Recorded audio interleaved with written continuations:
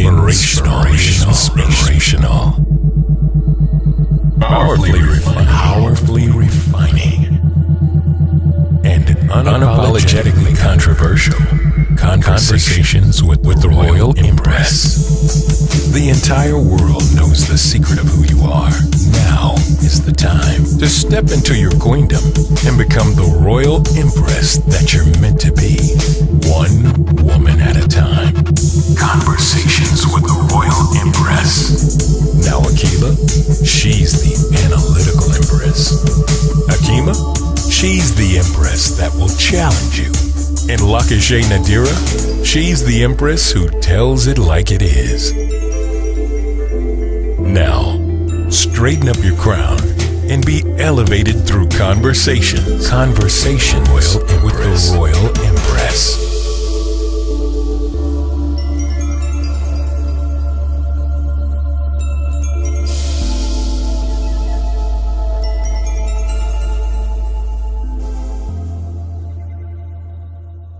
Welcome to Conversations with the Royal Empress. This is Dr. Hakima, and joining me is my fellow co-host and sister, Akila. We are also joined by our guest emperor. Today we have Jacob W. Anderson II, aka Jacob Tunez, founder of Kinard brand. Today's topic is, why do we feel the need to control others? What does it mean? What it takes to have a meaningful relationship? Akila, would you like to address that? Well, I personally can't answer that question because I don't try to control people.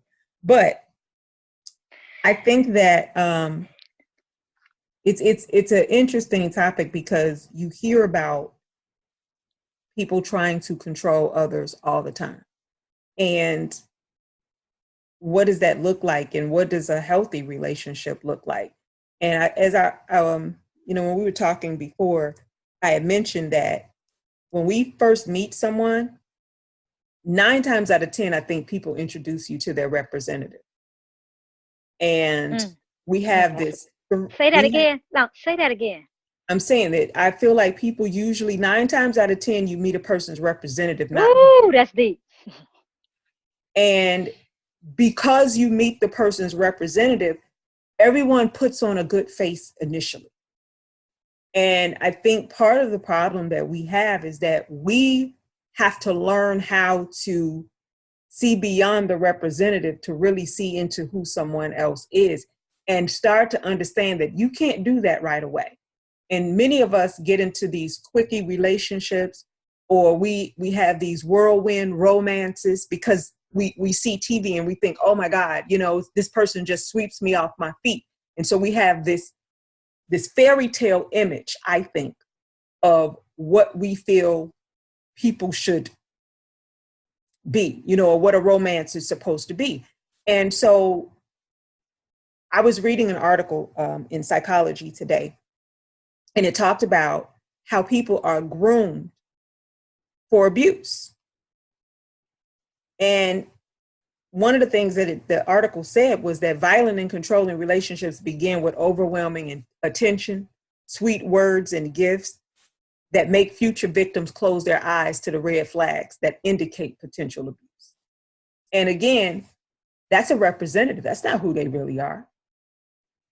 That's not to suggest that because somebody wines and dines you and does all of this, that it's a facade, but sometimes it might be. And sometimes it's like we have to stop looking at all of the little bells and whistles that we see and really focus on the person. Lose the fairy tale and pay attention to people and pay attention to certain signs that we have. And I think that, you can avoid getting into unhealthy relationships with controlling people. And 2, you can manage to have healthy relationships because you're letting go of these fantasies and fairy tales and realistically looking at human beings and looking at human behavior when you are deciding to spend your time in your life with another human being. That's really all I have to say about that. Yeah, that was heavy. I'm still on that representative, man. That's heavy because you're right. You say in that honeymoon stage, people they present whatever they want you to think that they're about, and so it's actually deception. Brother Jacob, we would love to hear a male perspective on why um, people feel the need to control others. Okay, well, from a male perspective, the control come in. It's I would say it's kind of in chemical imbalance, and where the imbalance comes in at, it's genetically rooted. And with Mm. it being genetically rooted, people have seen what their fathers and grandfathers had done. They had to have control, and so the control standpoint from a male's perspective is a male who is not in tune with their emotions. They're afraid to let their emotions out because they feel like that vulnerability is going to have somebody look at them totally different. So it's a persona that they put on, but that's not who they really are. So when it's a woman that can bring it out and they know this woman can bring it out, they run. They run. So therefore, they have to start arguments.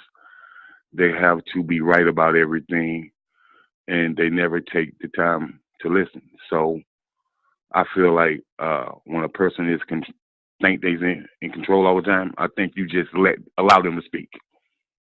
Allow them to speak, and you ask them, are they done yet? But at the same time, when you allow them to speak, you actually don't give them power.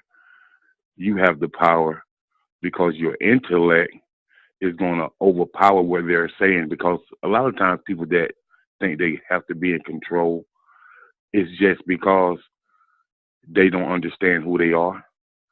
They're not happy with who they are, and they want more out of life, and they can't seem to get over their stumbling block because the subconscious thoughts in their mind won't allow them to have a better perspective of being a more unique intellect. So that control is something that's I call a bred-in family disorder.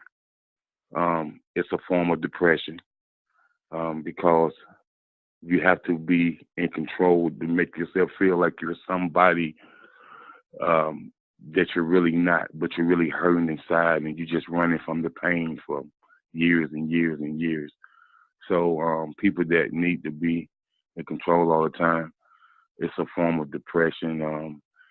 It's a form of a mentality that nobody wants to be around. So they have to try to make themselves feel important to themselves because the most important person don't have to make themselves feel important. Everyone else knows that this person is somebody I need to know, somebody I need to build with, somebody I need to get some knowledge and some wisdom from.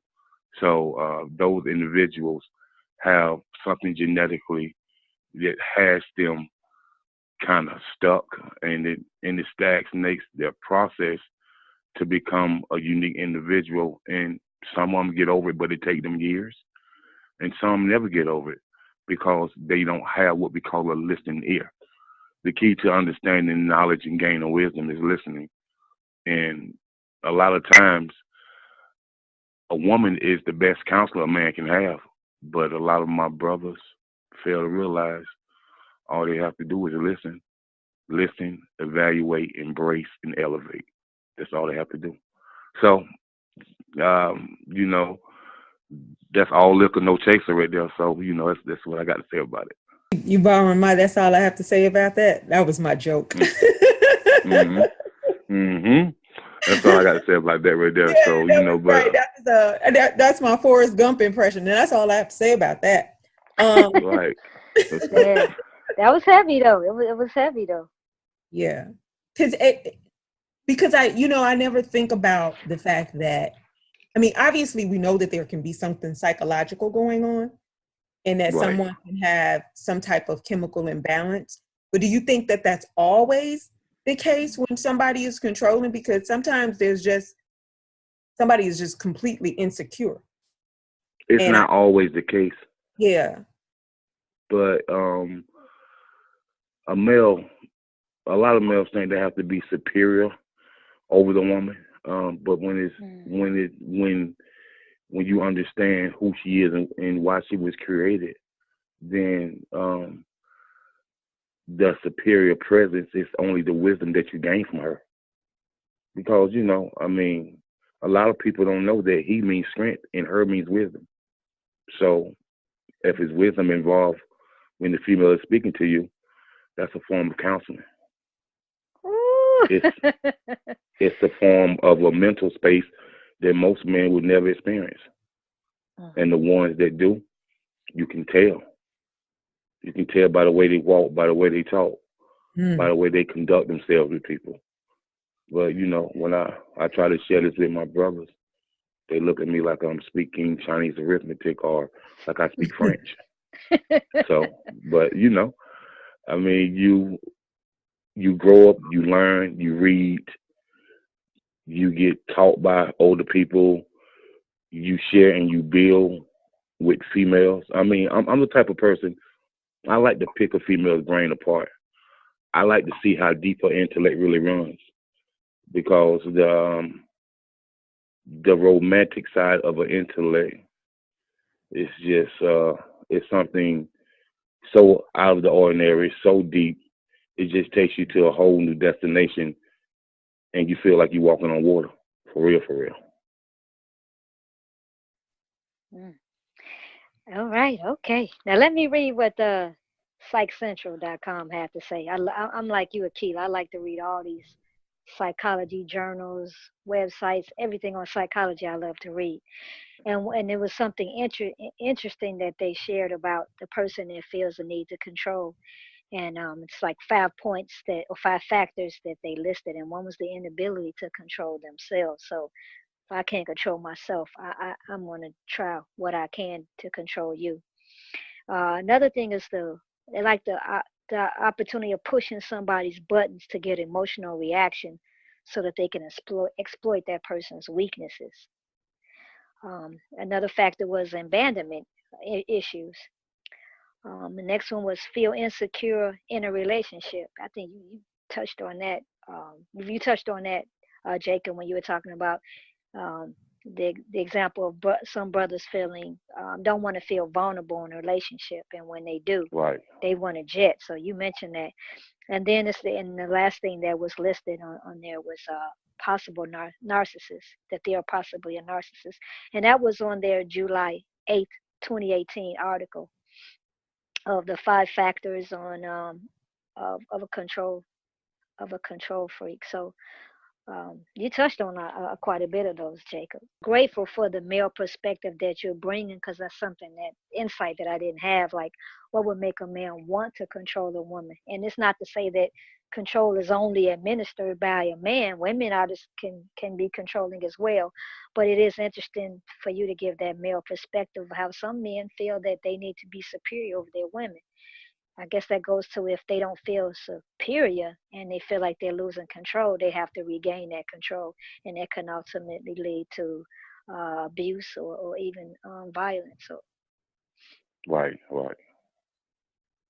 I think as far as women, though, as far as controlling, I think sometimes women use manipulation as a tool to try to control men. Because you do have that situation where the woman tries to be controlling, and you have some men who will kind of acquiesce to that, and more so because it's like a guilt.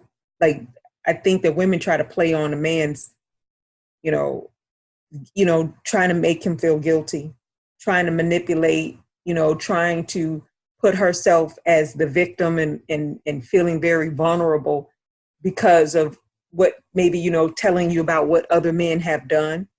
And so you have some men out there who are really good men, and they don't want to then do to this woman what other men have done to her. And so she can use that to her advantage sometimes by, like I said, by doing the manipulation, so there's so many factors that we have. And then what ends up happening is that her insecurities start to show through. She's constantly calling him, trying to make sure where he is, going through his things, going through phones, going through all of this stuff, constantly accusing them of cheating or accusing them of whatever. And, and tears and just all of this kind of stuff are also signs to me of control on the part of a woman, because that's not a healthy relationship if you're doing all that. And so I don't know, Jacob, like have you had that experience? Do you know guys that have had that experience? And how do you handle manipulation when if a woman is trying to manipulate you or, using that to control you? I've experienced that when I was younger, and I actually took my experiences, just to some older gentlemen, like down south we call them our old heads, just sitting and build with them and told them what was going on, and it was like, young fella, you got to understand this right here. The vessel of a woman is the most powerful thing on the man. Don't feel like you're weak. It's just something about a woman that she can get inside your mind, your soul, your heart. She can get in the depths of your bloodstream. Like sometimes you can't get out of your system, and she knows that. So she uses that to her advantage. So I think with the art of manipulation, and that you can't get out of your system, sometimes you have to just, even if you love her in depths of love that you just really can't even speak about it. Once you speak about it, it makes you burst out in tears. Sometimes you have to be able to love yourself enough to walk away, because if you stay there, then that art of manipulation, it has mind control on you. So if they control your mind, then the rest is going to follow.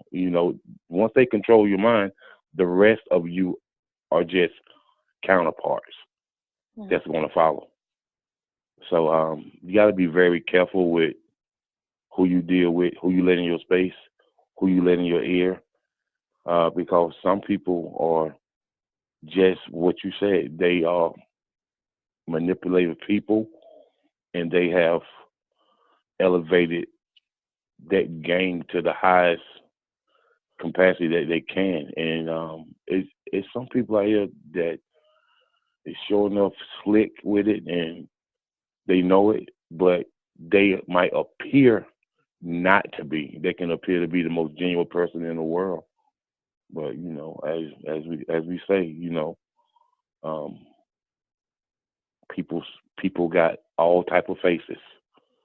So you got to understand which face you're getting on that day. Like you say, they got different representatives. And what you saying there, look at you, ooh, boy, look, man, that's serious. That's very serious. So, and a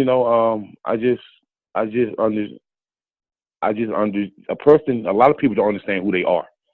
So once you understand who you are mentally, physically, emotionally, intellectually, spiritually, that's really a type of armor that you wear, and can't nobody disrupt your spirit, because you already had that unique bond with God. So if you understand who you are, then other people will too. And some people will stay away from you because they know they can't disrupt your spirit.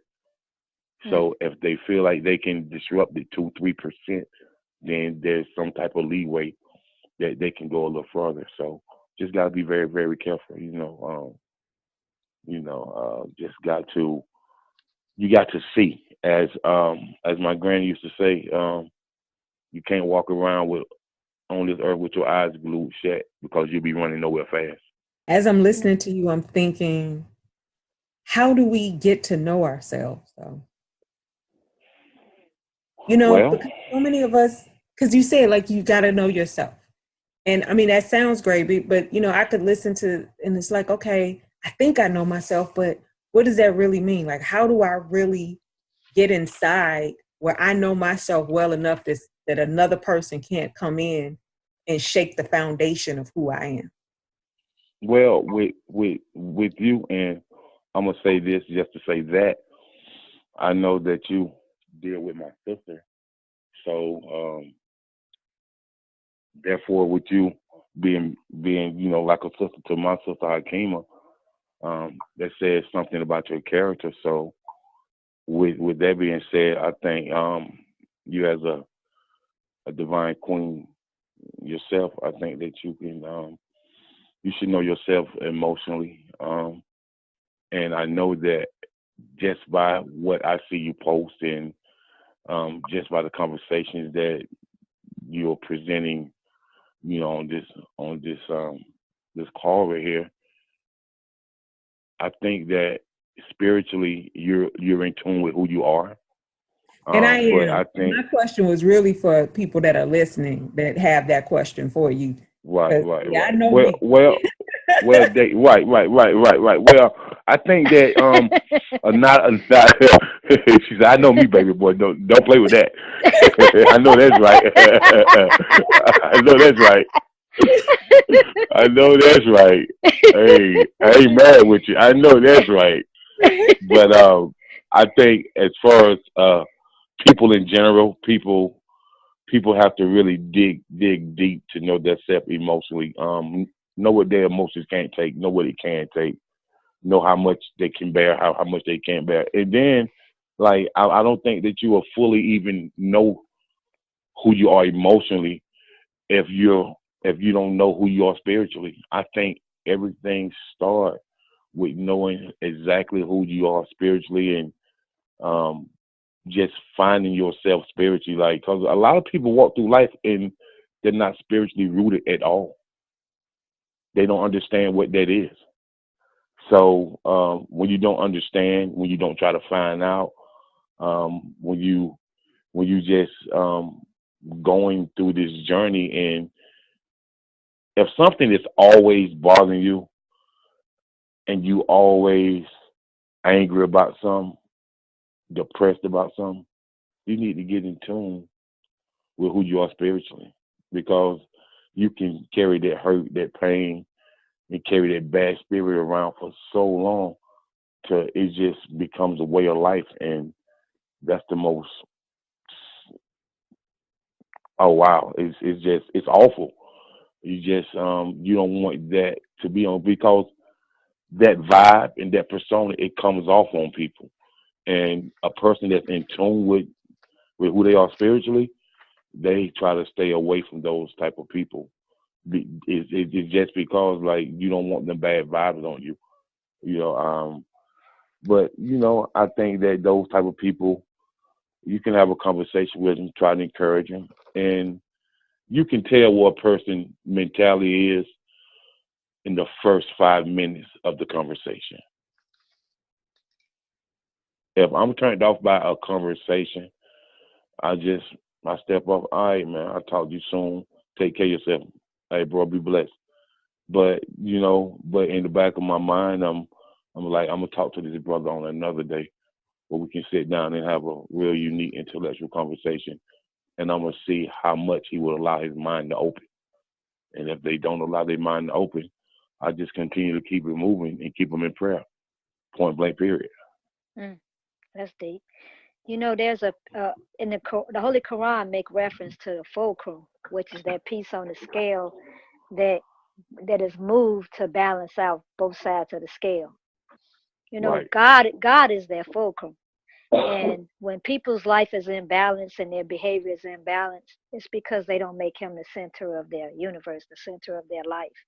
And a lot of our relationship issues comes from the fact that we don't have God as our center. And that scale, our personal scale is off because he's not that fulcrum, that force that will balance off who we are as an individual. One thing I want to talk about that as we move into how do we make our relationships better. If I'm a person who want to make my relationship better and I don't want to be controlling, here are 5 factors that was listed by Psychology Today on the article that they wrote April 4th of 2016. And the first one is, one thing I need to check myself on is, do I have the need to correct people when they're wrong? Like I'm the authority on what's right or wrong. And oftentimes we do that not realizing that we're being very controlling. The second factor is, do we have to win every argument? Because, some people, you like, every time I'm in a conversation with them, it gets to an argument, and they have to win the argument. They have to have the last word. The next factor that was listed, number 3, was they refuse to admit when they're wrong. See, we have to analyze ourselves. Are we refusing to admit when we're wrong? We can't be right 100% of the time. If we are, then guess what? Our relationships are not it's going to be one-sided. The fourth factor is very judgmental and very critical of others. And we know how that can be, being in a relationship with somebody. And the last one is, are we motivated by rage? So if we want meaningful relationships, we have to really visit each one of those factors to see if we are exemplifying those factors, or if the person that we're in a relationship are exemplifying those factors. Because if those factors are present, it's not going to be a very good relationship on either side. So those are things that Psychology Today listed as those factors that control freaks seem to exemplify in a relationship that affects them from being a very effective one. I'm of the mindset that, as far as having well-balanced relationships, those that are non-controlling, is actually examining whether people are truly compatible. And I say this to people all the time. I think that compatibility is something that we don't fully examine in our relationships. And if we are truly compatible with one another, I think that's almost, and we can look at it from a spiritual standpoint too. We can look at it from a God standpoint too, having God as the center. Of course, we know, everybody has their own belief system. But one of the biggest issues I find that people get in relationships is that they are not compatible. And part of that is that people rush into relationships. People sleep together very quickly, which of course we know clouds judgment. Or just like when I was talking earlier about the whining and dining and doing all of these fabulous things for you to stop looking for red signs. But people are not talking about being honest and truthful about what it is, who they really are. And so, to Jacob's point, understanding who you are. When you really know who you are, then you know whether somebody is truly compatible with you or not. You're not going to compromise on certain things. This is who I am. This is who I am. And if that does not work for the person that you're about to be involved with, no harm, no foul, keep it moving. You're simply not compatible. And I think that causes the demise of many relationships. It's incompatibility, but it also causes someone else to try to control someone because you're not really compatible. So I'm trying to mold you into what it is that I want you to be, to fit what I want, rather than just going out and getting someone, who actually fits the description. Good point.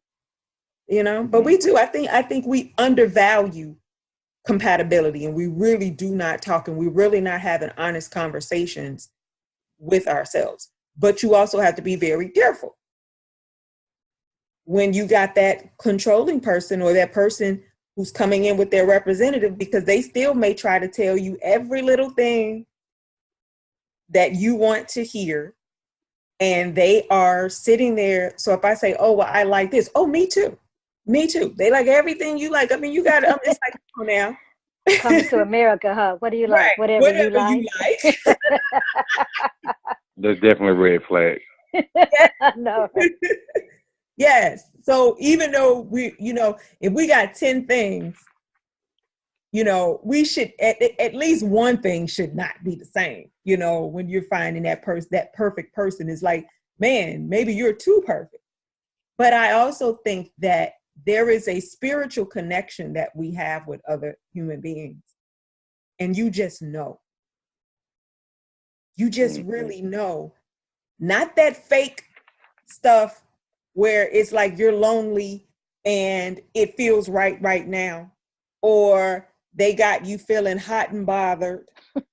That's not the feeling I'm talking Lust. That's lust.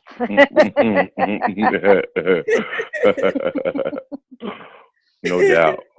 Right. You know what I'm talking about, right? Right. So No doubt. I definitely know. uh-huh. And you know when it's not that. You Right. know when it's like, man, and for those of us who believe in a higher power, we know when God is all up in it. Teach. We know. Woo! And you know when it ain't nothing but the devil in there. Yeah, that too. Oh, We yeah. know too. Be You truthful. most definitely do. And you know, and stop acting like that little devil ain't up in you. So That's right. so That's you know, right. so that's my thing. Is like, it's about being truthful and honest with yourself. And if we're not going to be honest with ourselves, if we're not going to have serious conversations with ourselves and say, what is it that I'm looking for in another person? Or what is it that I'm bringing to the table? That's another thing that we don't do. We always looking for what somebody else brings to the table, but we haven't written down what we got to offer. Right. That's right. That's right. Woo! Teach Now, on that. now, I will say this right here. My perception of when it comes to my males, and don't get me wrong, I love my kings. I love them to death. But the underappreciation of a female is serious. It's epidemic nowadays. And the reason why I say this, because if you value and understand that when a woman gives birth to a child, that's the closest thing that they may ever see to death. Like, that's a serious situation. It's so serious that it's like you can't even wrap your thoughts around it. And then I just think that if a male would really, really, really understand how that can be the last time that that woman is seen breathing or taking a breath, then I think that they will understand more on, how you should in, how you should uplift and empower the female. That's just my perception of it. That's heavy. Yeah, you're right. It's all about understanding the value of the woman.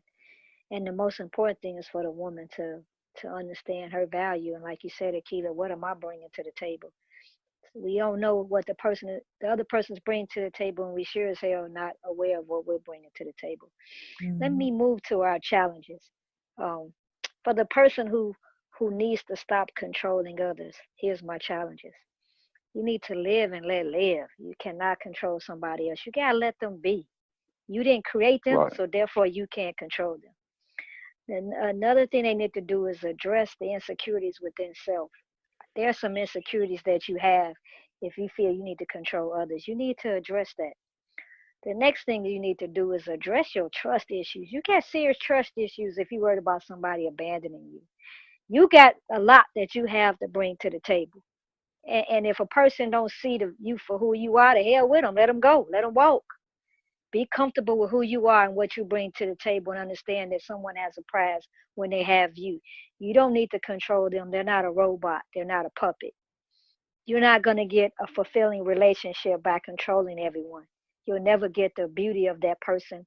You'll never get the experience, the skills and talent that God put in them that's there for you to guard to go into like a garden. You'll never get those qualities. How not to be controlled by others. These are my challenges for those people who need to learn not to be controlled by others. You got to acknowledge those red flags. When you see them, you need to acknowledge them and say, hey, I need to address this right away. The next thing is self-preservation. Sometimes you got to put self first. I know it could be a contradiction in society when they say try not to put yourself before everyone else. But there are times where you have to put yourself first, and these are one of them. You cannot be in a relationship where everything is about someone else always being first. It has to be a balance. The next one is don't let people belittle you. Address that right away, because if you don't address it, it will become part of the relationship. and don't allow anyone to push your buttons. Like we stated earlier, that a person who likes to control others will push your buttons just so they can exploit your weaknesses emotionally. So those are my challenges. Thank you, Jacob, for joining us as a guest for this topic, man. We really appreciated the male perspective in this topic, and you have added so much value to the conversation, to Royal Empress. We really appreciate you. We want to thank you. It's definitely been my pleasure. And I enjoyed learning a lot from you. You know, you gave me a little better insight, and you know, it's something that the world needs to know, and it's something that you must continue to share with the universe. Definitely. Okay. You know what? We also- Before we go, I wanted Jacob to. It was a question that Jacob posted okay. on Facebook, and I would love for him to actually expound on that and take us off the show. You said when you ask God to connect you with someone spiritually, that's a different kind of romance. How many? Can you tell us what it is that we need to understand about the difference between those two things? Okay. The difference between a spiritual romance and an emotional romance. Spiritually, you're connected by the presence of God. So spiritually, that romance is really, really different. It has nothing to do with the physical presence or the emotional presence.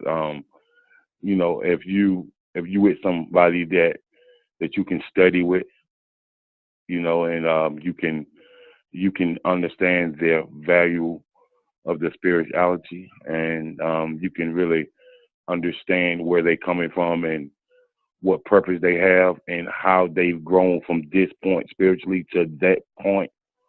And you can accommodate that as well as they can do the same with you. That's a different type of romance. That's a different type of love that's very rare shared with each other. And when two people have that, then that says a lot about the growth, about the spiritual presence that's always going to be in that relationship. Because a lot of times, when you're not spiritually yoked, then the beauty fade away, the muscles fade away, the emotions fade away. So if all this is fading away and you're not spiritually connected, then what do you have besides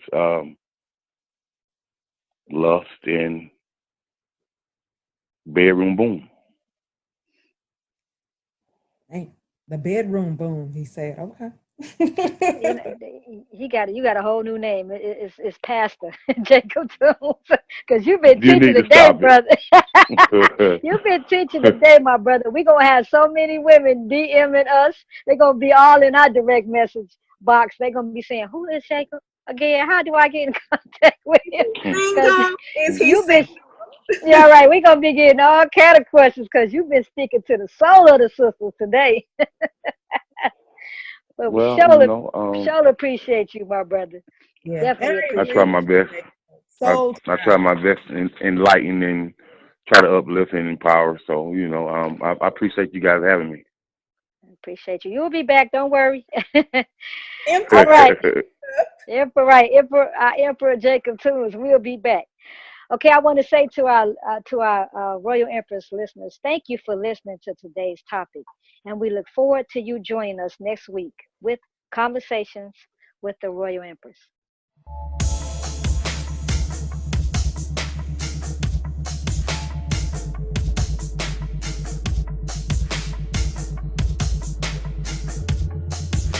Thanks for listening to another episode of Conversations with the Royal Empress. Tune in next week for another enlightening conversation. For more information on the Royal Empress, please visit the website royalempress.org. You can also follow the Royal Empress on Facebook, Instagram, and Twitter. Conversations with the Royal Empress is a subsidiary of the Royal Empress organization. All rights reserved.